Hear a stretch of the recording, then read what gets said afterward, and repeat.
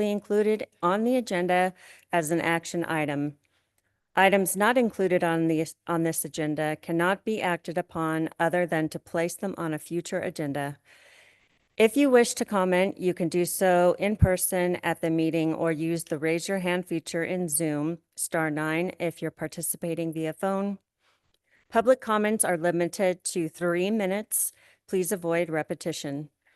The chair may, at her discretion, hold comments until the second public forum at the end of the meeting. Public comments submitted prior to 4 p.m. the day of the meeting will be provided to the Planning Commission and added to the record, but not be read during the live meeting. Any public input received after 4 p.m. the day of the meeting will be included in the record, but may not reach commission members before action is taken. Is there any public input? If you are speaking at the podium, please print your name on the sheet provided.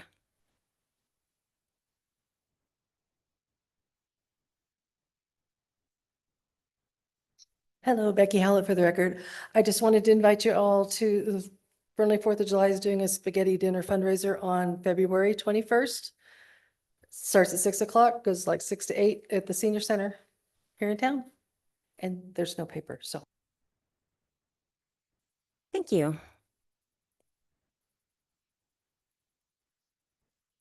Is there anybody on Zoom?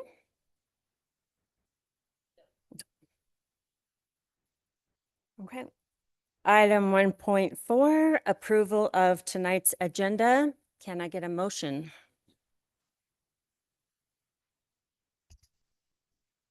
I'll move to approve tonight's agenda as presented.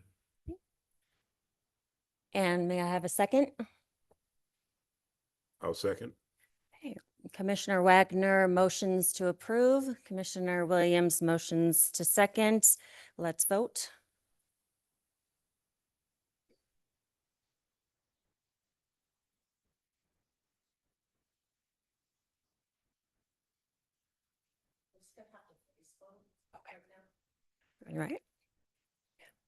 All right.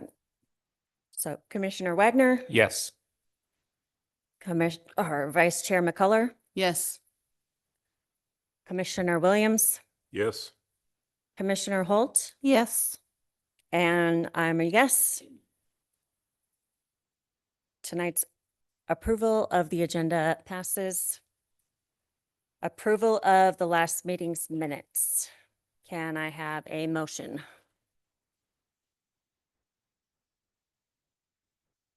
Vice Chair McCullough? I motion to approve last meeting's minutes as presented. Thank you. May I have a second? I'll second that motion. All right. Commissioner Holt seconds. Let's vote. Commissioner Wagner, Yes. Vice Chair McCullough, Yes. Commissioner Williams, I abstain because I wasn't at last month's meeting. I abstain because I wasn't at last month's meeting. all right. And I vote yes, so that's 3. That motion passes. Let's see.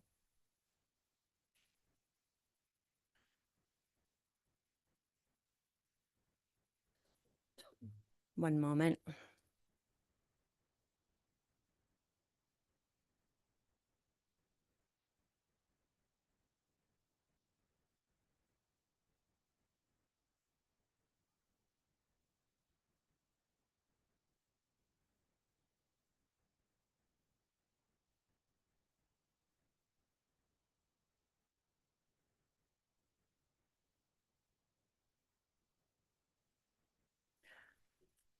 Okay, moving on to item 2 with 2.1.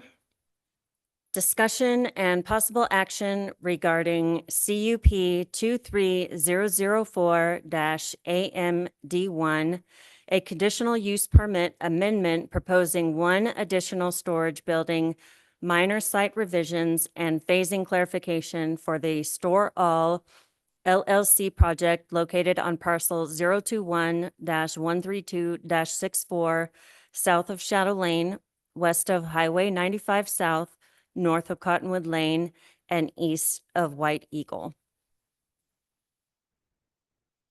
Good evening, Planning Commissioners. Elisa Johansson, Senior Planner for the record. I'm waiting on my presentation. Hang on just a moment.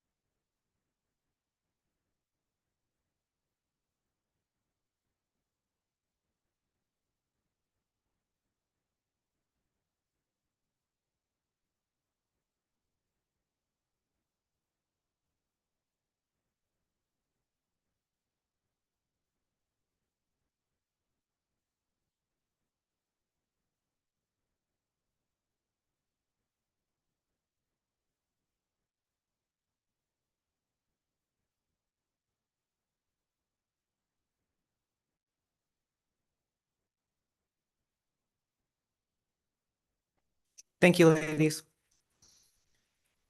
Again, Elisa Johansson, Senior Planner for the record. I'm here tonight to discuss CUP 23004 AMD1. So this is the first amendment to this conditional use approval for the Store All project. The project was originally approved in 2023. That approval addressed phase one of the larger Store All project, which at that time was envisioned to consist of 3 separate phases. The mini warehouse component being the first phase that we're here to discuss tonight, a commercial retail component being the second phase, and a multifamily component being the third phase. Since the time of the original approval, an easement has been extinguished along the southern site boundary. That easement extinguishment allows for one additional storage building consisting of 9,631 square feet. An easement has been extinguished along the southern site boundary. That easement extinguishment allows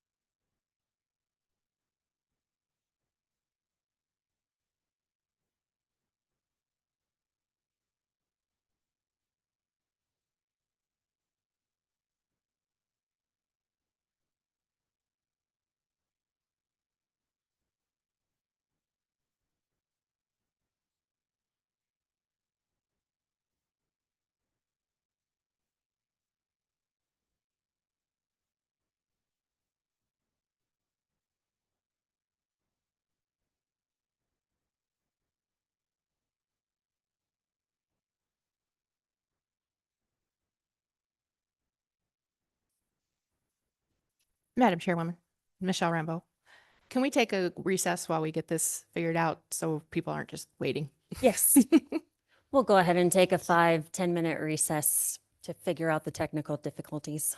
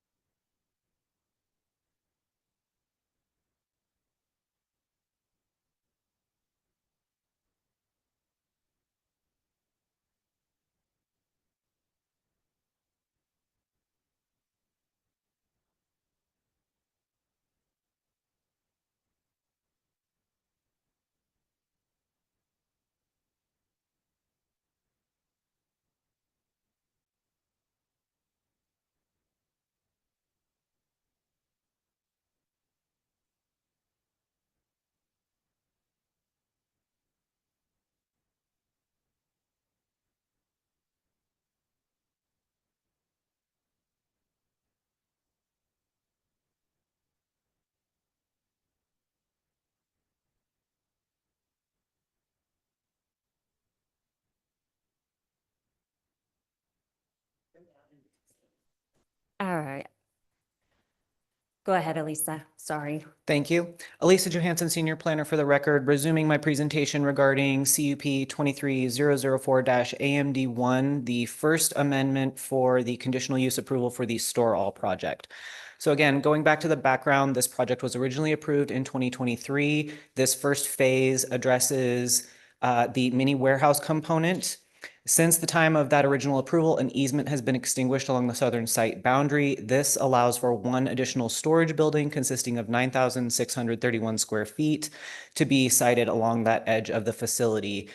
Taking advantage of the additional CUP approval process, the applicants have elected to make some other minor changes, including clarification to the phasing for phase one, so breaking it into some subphases, and then modifying building C. Forgot that I turned that off. All right, so here is the site and vicinity just to sort of refresh your memories. The site is approximately 11.32 acres in area. It is currently vacant. It is located along Highway 95A within a corridor of what I would describe as more intensive zoning districts. So we've got some C2 encapsulating the highway, and then we've also got some multifamily. So predominantly non-residential with some more intensive residential uses along the highway. So again, within a corridor that encapsulates that transportation facility. Again, touching on the proposed changes one more time, we've got an additional storage building along the southern property boundary. You can see that in the snip on your screen. It's sort of an irregularly shaped, almost like a pyramidal building footprint. We've also got the enclosure of building C, which is one of the two interior buildings, and then we've got the phasing clarification. So the perimeter buildings and the two interior buildings are constructed with phase 1A. This is the applicant's approach to satisfying the requirement for perimeter masonry walls without the need for any sort of temporary fencing during construction. And then the remainder of the facility would be constructed with phase 1B at this time. Here are some site elevation renderings. Again, no meaningful changes to the exterior appearance of the building or the overall site design or design concept. But I do want to highlight in the lower left-hand image, you can see that new southern building sort of staggering into the adjoining undeveloped portion of the property. And you can see how that provides a masonry wall-like perimeter visual impact barrier for our neighboring properties. Okay, so moving into the analysis. Conditional use approvals require a number of findings. The first finding is that the approving agency must determine that the conditional use will be compliant with the master plan. As conditioned, the project is consistent with the master plan's goal of managing growth and ensuring land use compatibility. The conditions have been minorly updated given the new proposal, and those were attached to your staff report. The project is also supported by the following specific goals and action strategies, including promoting infill development. So again, this is a vacant piece of property located within the established community core where infrastructure can be easily provided and where new development can and should be encouraged due to that efficient service provision aspect. The master plan policy of ensuring existing and future land uses are compatible is also met with this proposal, particularly given the applicant's response to the conditions of approval. Okay, so again, touching on the compatibility aspect, the property is located in the general commercial C2 zoning district. It does, however, adjoin residential zoning districts. So the project has been conditioned for compatibility as follows. Again, perimeter walls around the mini warehouse facility and an additional setback along property lines that adjoin residential zoning districts. The applicant has chosen to utilize the exterior building walls as that perimeter masonry wall, which is allowed. They've also chosen to phase the mini warehouse portion of the project to provide the perimeter buildings first, which enhances their response to the community by reducing the visual impacts of their construction activities. And they've also chosen to comply with all other conditions and development standards, so no other changes to the conditions of approval or project are proposed tonight. All right, so moving on. The potential impairment of natural resources must be analyzed as part of our CUP approval. We have found that the project should not potentially result in any impairment to natural resources. There are no known resources on site. No known protected resources are located immediately off-site. Does the project impact the availability of and need for affordable housing in the community? We feel that it does not. It neither involves affordable housing nor impacts the community's need for affordable housing. So a mini warehouse project does not meaningfully impact the community's need for additional housing stock. Have we properly conditioned the permit to address identified impacts? Yes, we have. We identified the following potential impacts, including temporary construction impacts, as well as persistent community impacts, so the type of impacts that will be present long after construction has concluded. Those would include visual, auditory, and traffic impacts. Those impacts have been mitigated through conditions of approval as follows. We've got temporary erosion and sediment control measures and compliance with grading and stormwater codes. That's required as part of any site improvement or grading permits. We do currently have a site improvement permit in review with us. That permit will be amended to include the additional storage building should they receive approval and should an appeal not be filed. Moving on, so we've got the perimeter walls. I know I've mentioned that a bunch of different times, but it is a critical piece in the project's compatibility measures. We've also got additional setback abutting residential zones. Again, another critical piece in terms of how this project integrates with the surrounding residential context.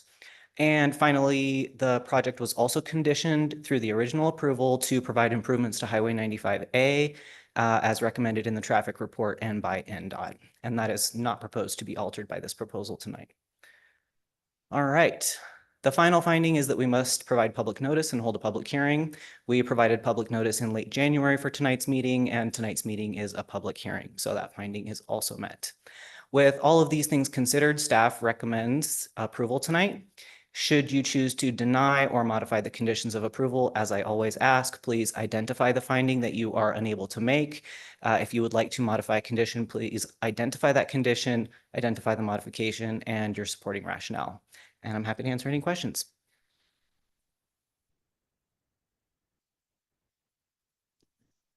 All right, commissioners, do we have any questions for Commissioner Wagner? Two quick questions. So one, you mentioned the improvements on 95A. Can you just detail what those are? Are they expanding to 3 lanes throughout the length? There are some sidewalk improvements and there is a deceleration lane, if I remember correctly. Okay. So no true widening, but some curb gutter sidewalk improvements and improvements to the site entry. And it looks like maybe an additional turn lane into the main entrance of the project. That Is would be right? the deceleration lane. Deceleration. Okay. Yep. And then the second question, I see a new basin, looks like a retention basin labeled here on the map that is actually up along 95A. Is that just a result of kind of the drainage pattern on the property? It doesn't seem like retention basins usually go on like the main frontage of the property like that. I would have to defer that question to the applicant, as I'm not the engineer who designed this project. But generally speaking, from a planning perspective, the location of detention basins and other drainage infrastructure is something that we defer to the applicant engineers. We don't have any development standards that regulate where those can be located. I believe there is a representative from the applicant's team here today. Chris, would you like to answer that?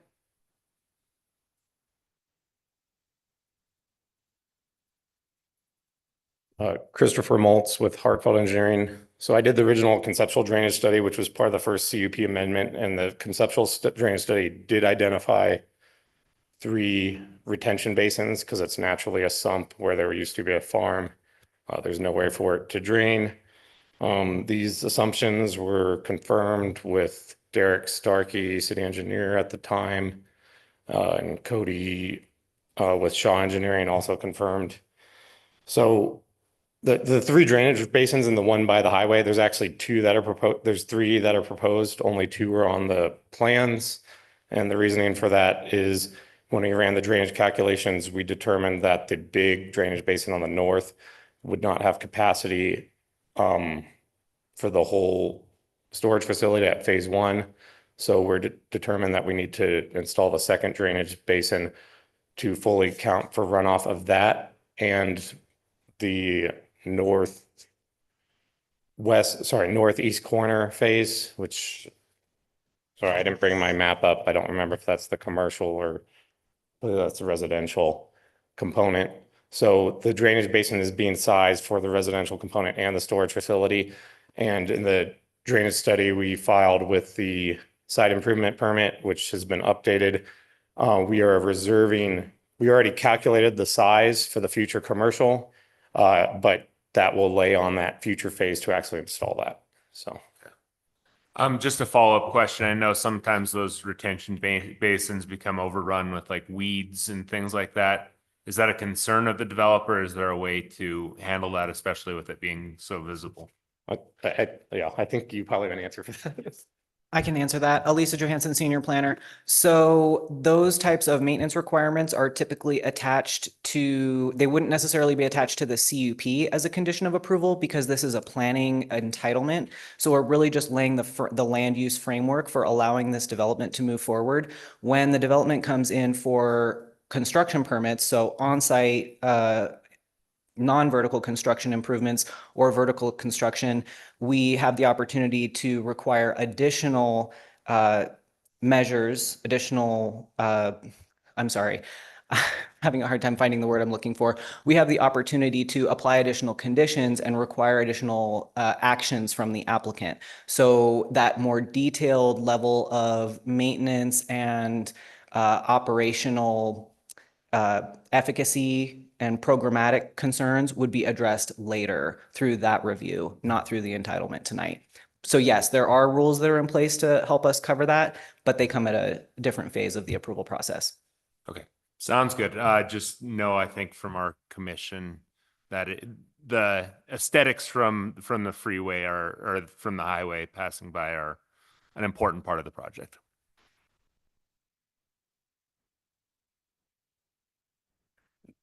Any other questions from the commission? Okay.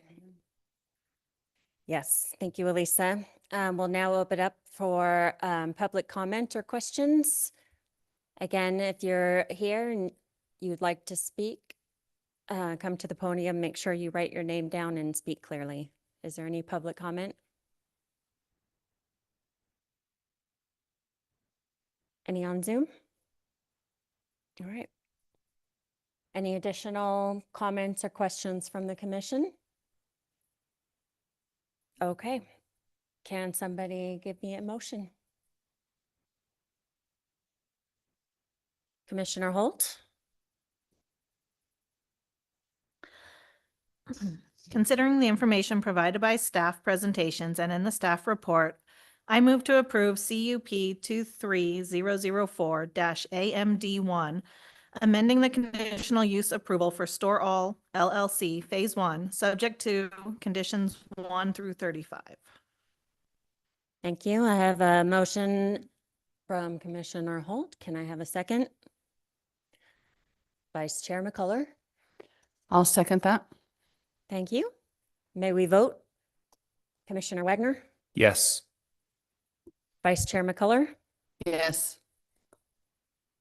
Commissioner Williams? Yes. Commissioner Holt? Yes. And I vote yes. It passes. Moving on to item 2.2. For discussion and possible action regarding CA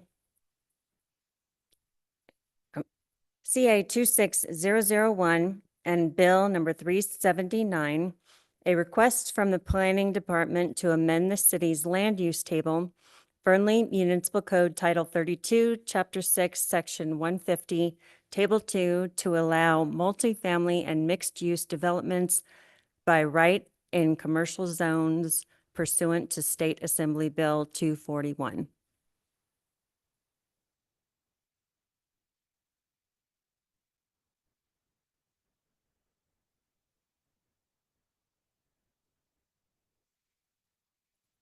Thank you, Commissioners. Elisa Johansson, Senior Planner for the record. Here tonight to discuss a code amendment that is required to bring our code into compliance with new state law. Our current regulations require a conditional use permit for multifamily developments in commercial zones. This requirement would extend to any mixed-use development. Our our use table does not differentiate between mixed-use developments and other types of multifamily or commercial developments, so they're not a separately categorized use in our use table. So any multifamily development or mixed-use development that involved a residential component would be considered multifamily. So that requires a conditional use approval in order to comply with Assembly Bill 241, which stipulates that local jurisdictions will be required to adopt ordinances allowing multifamily and mixed-use development by right in zones that are zoned for commercial uses. So to comply with that requirement and to ensure that development standards are appropriately applied when these types of projects are submitted, the subject amendment is requested and required. So very, very simple updates here. We are only changing one little aspect of the code, the city's use table. We are adding references to chapter 3206, which is our districts and dimensional chapter. That's where we find the design standards, building orientation standards, density and dimensions, setbacks, things like that. So that helps us in the commercial zones get those development standards that we'd like to see for multifamily developments. As you can see on the right-hand side of the screen, we've also adjusted where conditional use approvals are currently required to alter that to allow those uses by right, which is what State Assembly Bill 241 requires. So although the State Assembly Bill and the way we've modified the use table it does allow multifamily developments, quote unquote, by right in commercial zones, an administrative review is still required for any new commercial or multifamily development. So there's still that opportunity for staff to apply conditions and take that closer look before these types of developments move forward to building permit. Okay, so since that was the only change, we're moving right into the analysis. We need to meet two findings. The first finding is that the development code text amendment must be consistent with the city's master plan, otherwise consistent with state and federal law. Normally, I focus on the first part, the city's master plan. In this case, we need to focus on state law. While the proposed change is consistent with the master plan's goal of effective growth management, promoting infill development, promoting development where services can be provided efficiently, all of that is great, but really this amendment is required, bold and underlined, for consistency with state law. We really need to get this done. All right, and moving on to the final finding, we need to provide public notice and hold a public hearing. We provided published legal ad in the RGJ late last month. We are currently holding a public hearing.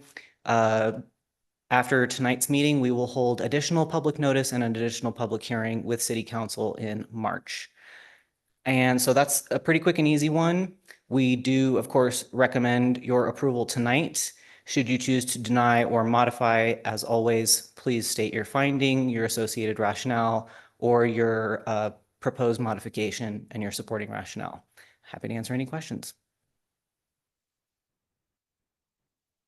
Thank you, Elisa. Does the commission have any questions or comments? Commissioner Holt?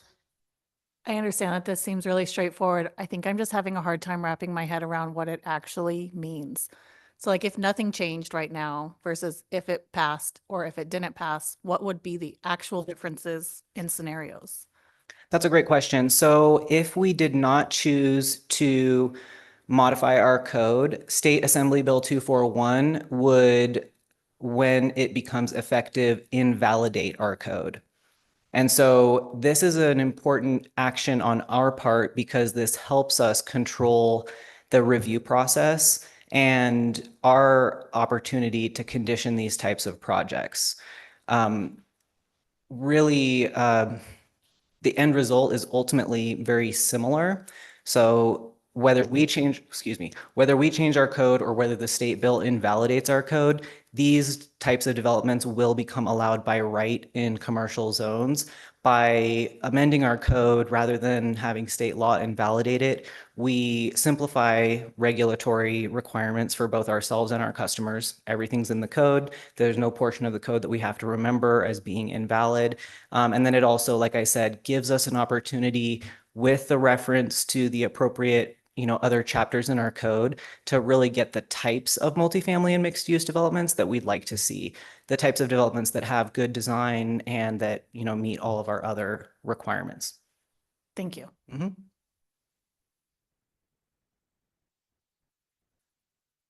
Commissioner Wagner? So, just expanding on that question, because I think I kind of have the same question. Through this table, so right now, anything over 100 units, multifamily, would come to us for a decision in any of those the zoning categories. And now, if it's mixed use, commercial C1, C2, it'll just go to staff and we will not have a decision about that. Is that true? That is true. Okay. Yep. I guess, I mean, this seems like a pretty major decision, and I understand it's governed by state law. How do we, if staff recognize that there's too much of this product going in at a certain location or it's creating traffic issues, would staff bring that back to us, or how would that proceed? The short answer to that, and our city attorney can correct me on this if I'm wrong, but the short answer to that is no. There is no mechanism in the code whereby we would be authorized to elevate a by right review process to a discretionary process without there being some link in the code. And there presently is not that nexus just does not exist in the code. There are provisions in the code that give us the very specific authority to condition for impacts predominantly related to traffic. And the administrative review process gives us an opportunity to evaluate development and use standards before building permit, which is a benefit to us. It gives us an opportunity to take a look at a project before it's quote unquote fully baked. And that helps because it gives us more leverage in terms of requiring an applicant to make changes. But there is no cumulative impact threshold in the code. Would there be a way to put that in the future? There might be a way to put that in the future, but that would not comply with Assembly Bill 241. These types of developments have to be allowed by right in these zones. And by adding a discretionary review process, we would not be complying with that state law. Aaron Mortson, City Attorney, that's correct. If it complies strictly, then we do not have a discretion. And we lose that discretion. The purpose of this, when I went back and looked at the language, the purpose of this was there were areas of cities like Las Vegas where there were commercial areas that were not in great shape, and they wanted to expand the amount of affordable housing. And so they passed this law to kind of require cities to allow a lot more affordable housing and not have a discretion to block a lot of that in commercial areas. So I'll just kind of state I understand this is something that we kind of have to pass tonight. It just seems like if we reach a point where, let's say, traffic is unbearable and it's obvious we shouldn't be building 30 dwelling units per acre type of complexes, I just worry that we're going to totally overload our infrastructure. And I hope that doesn't happen, but I could see a scenario where it would. So I guess I'll just state those for the record and continue this item.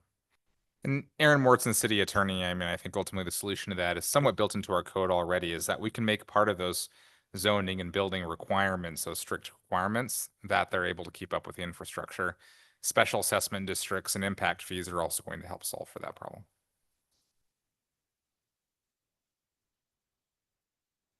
Thank you.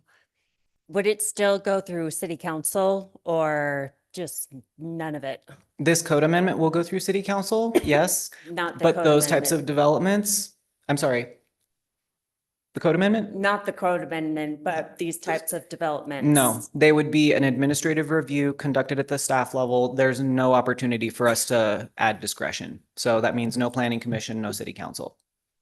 Unless the project includes another component that requires a discretionary process. But I mean, that's, we could get deep into the weeds on the possible project combinations that might result in a conditional use approval. But generally speaking, no. Last question. What if we vote no on this? If you vote no tonight, that results in a recommendation of denial, and this still moves forward to council, and council would still have the opportunity to pass. And Aaron Morton, city attorney, ultimately what that would result in if we did not pass this code amendment is that developers who would comply with the NRS 241 requirement would likely have a basis for litigation against the city if our codes were not in compliance. Okay. Vice Chair McCullough. So I don't have a question, but I just have a statement along the same lines as Commissioner Wagner. As a planning commissioner, all I really hear is our traffic is terrible. And our citizens are not happy with our traffic situation, our building situation.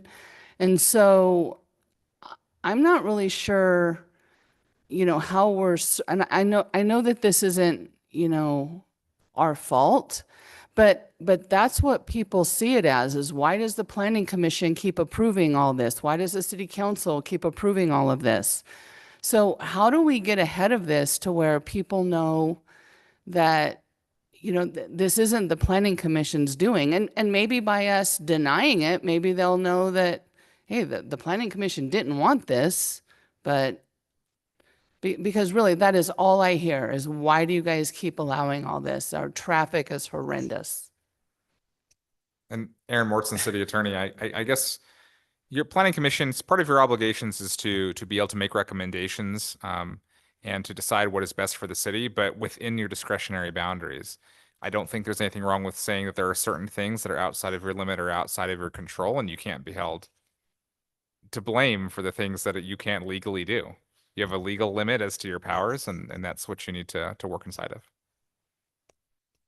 I would just add to that, and maybe as a helpful way of explaining this, you can explain that, our master plan and our development regulations really sort of set the boundaries, as Aaron said, in terms of what we can and can't ask for and what we can and can't do. And so when you hear those types of complaints, you might encourage those folks to come and talk to the planning department and ask us about what needs to be changed in the code. Those types of groundswell efforts from the community sometimes do make a big difference. Sometimes it is enough to have, people show up to council and say, hey, we've got a major traffic problem. We really need to update our LOS policy. We need our level of service to be higher, and we need our acceptable delays to be lower.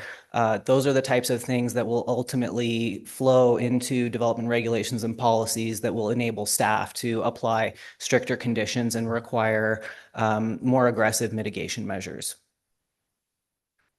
Aaron Morton, city attorney, I'd also add that, government's made up of a lot of different moving parts, and those parts that come from the state level like this, it's go talk to your local representative at the state level, talk to the governor's office, speak to those representatives you have at the level where these decisions are being made, and hold them accountable for the decisions that they make.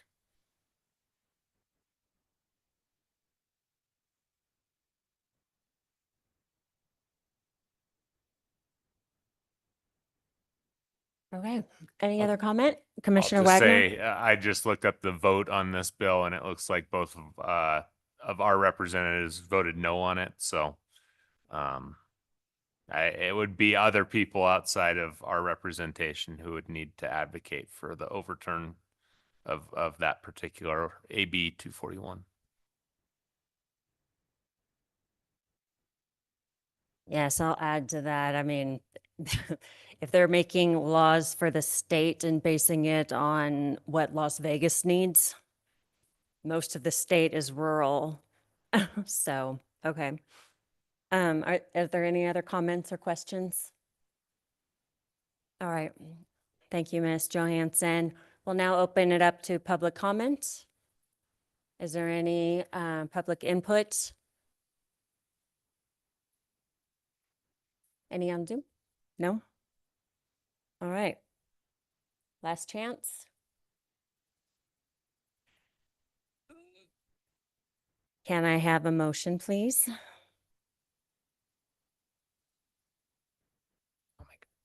Commissioner Wagner.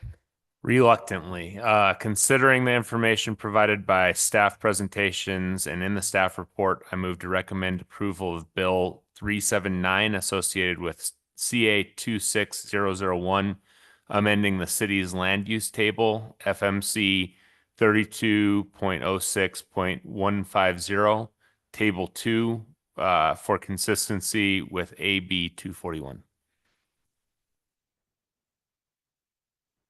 Thank you. May I have a second?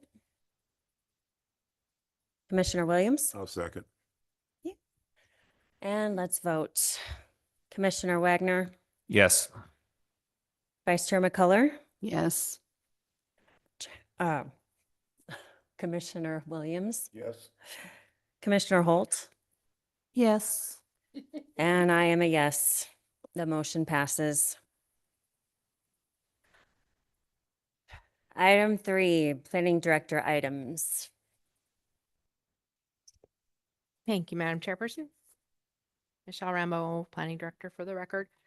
For 3.1, the update of City Council actions, January 21st, we, the council adopted the grading, update to the grading code and the recreation facility major that you previously looked at. First readings we had for the change to the SF6 setback, the daycare changes, and the new animal services code. On February 4th, because we had all those first readings on the 21st, we then council then adopted on the 4th, the daycare, the SS6 setback, and the animal services code. We also had first reading for the gaming, the change to the gaming ordinance to take out that resort hotel requirement, and first reading for the new rural development standards. So those will be going back next week, I believe, for second reading and adoption. And that's all we've got. Thank you, Director Rambo. Let's see.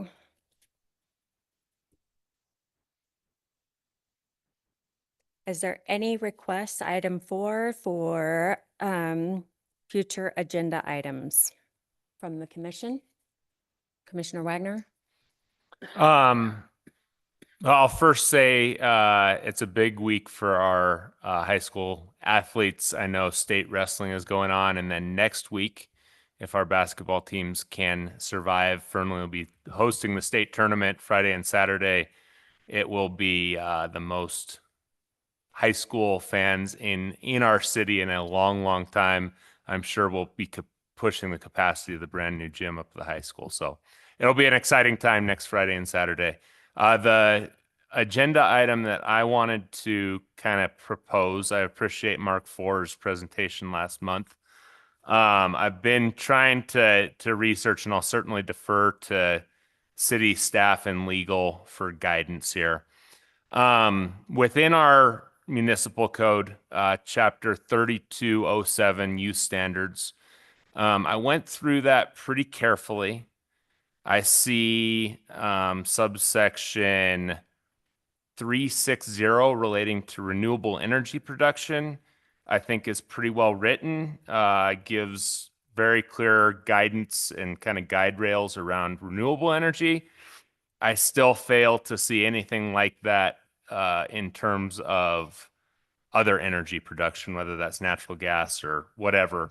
So not necessarily just about the Mark IV project. I'd really like to kind of get in front of this and start discussing a subsection related to general energy production and make it as thorough as the renewable energy section is.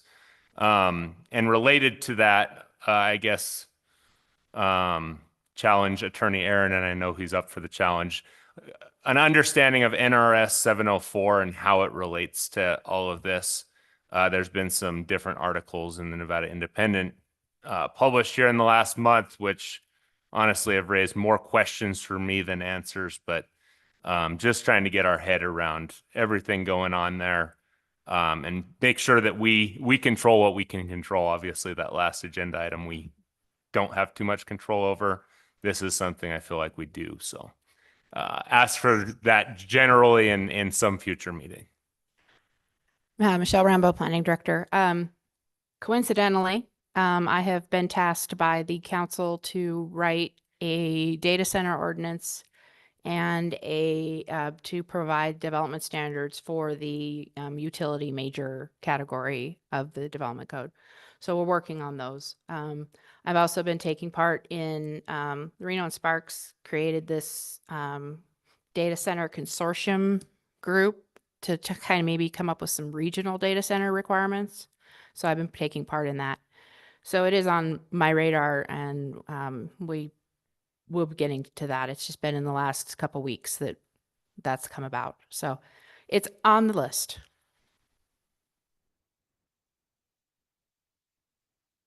All right, thank you. Anybody else?